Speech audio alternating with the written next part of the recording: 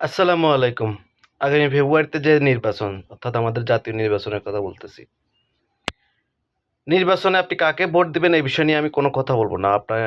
আপনার পছন্দ মতো যেকোনো দলকে ভোট দিতে পারেন। কিন্তু গণভোটের প্রশ্নে আশা করি আপনি হাঁকেই সমর্থন করবেন।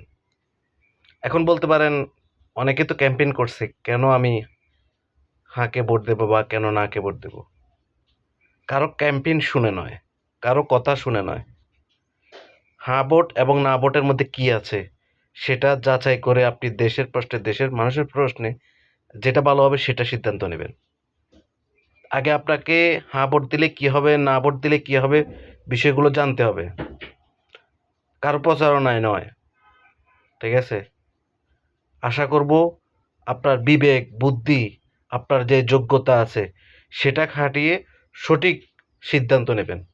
যাতে আগামীতে দেশের নাগরিককে কারো কাছে গোলামি করতে না হয়, কারো গোলাম না হতে হয়। সবাইকে ধন্যবাদ।